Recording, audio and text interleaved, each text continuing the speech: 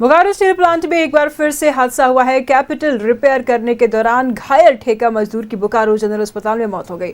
इस हादसे से आक्रोशित परिजन और सहयोगियों ने मृतक की पत्नी को ऑफर लेटर सहित अन्य सुविधा देने की मांग की है। जोगी शर्मा नाम का ठेका मजदूर ब्रिजमोहन कंस्ट्रक्शन में काम करता था। हादसे की जानकारी मिलने के बाद जेएमएम और बीजेपी के नेता मौके पर पहुंचे और प्रबंधन से वार्ता शुरू हुई। नेताओं ने बताया कि जल्द ऑफर लेटर देने की प्रक्रिया शुरू हो चुकी है। ठेका मजदूर के परिजनों को सभी मुआवजे भी दिया जाएगा। इधर बोकारो स्टील प्लांट में हो रहे लगातार हादसे पर सवाल खड़ा भी हो रहा है।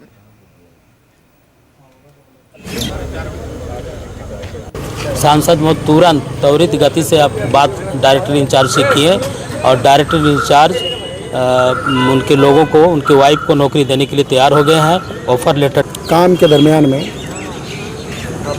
वो क्रान से माल उठा रहे थे, उसी पीरियड में जो है स्लिंग टूटने के कारण वो इंजर्ड हुए और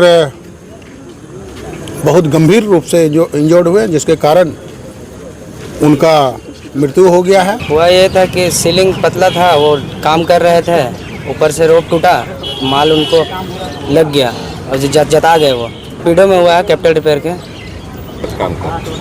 ब्रिजमोहन ब्रिजमोहन।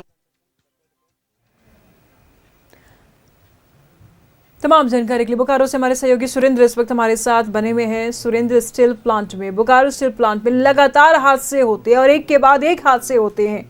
कोई सेफ्टी मेजर्स को नहीं अपनाया जाता है, कोई एक बड़ी गाइडलाइन, एक स्ट्रिक्ट गाइडलाइन नहीं बनाई गई है। इस हादसे को लेकर के क्या कुछ कहते हैं प्रबंधन? देखिए, अगर हम बात करें तो जिस तरह से बोकारो स्टील प्लांट में हादसे के शिकार मजदूर हो रहे हैं और वही मजदूर होते हैं जो ठेका कर्मी है, जो ठेका मजदूर है वो हो रहे हैं।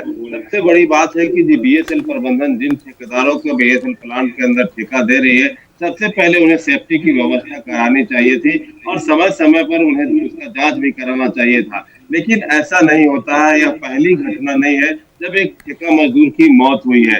हालांकि उसे बीजेएस अस्पताल ले जाया गया था, लेकिन डॉक्टरों ने कुछ देर के बाद उसे मृत घोषित कर दिया। लेकिन बीएसएल प्रबंधन की ओर से यह बात कही जा रही है कि हम उसकी जांच कर रहे हैं, लेकिन यह मौत पे जांच का खेल कब तक चलेगा? इसे हम कह सकते हैं कि बीएसएल प्रबंधन जो है सख्ती दिखाना चाहिए उन ठेकेदारों पर जो बीएसएल प्लांट के अंदर सेफ्टी की व्यवस्था नहीं रखते हैं।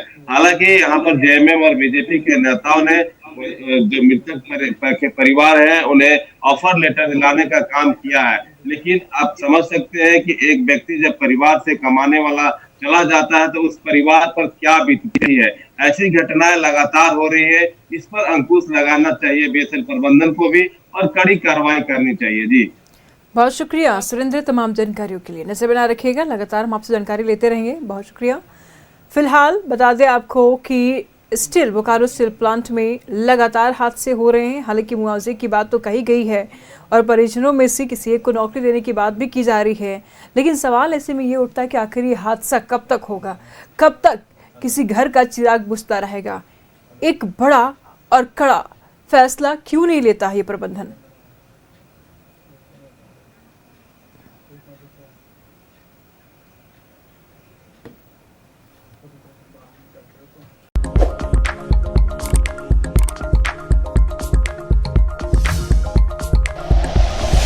Like and share videos, subscribe करें हमारा चैनल और प्रेस करें बेल आइकॉन। न्यूज़ 11 भारत, सच है तो दिखेगा।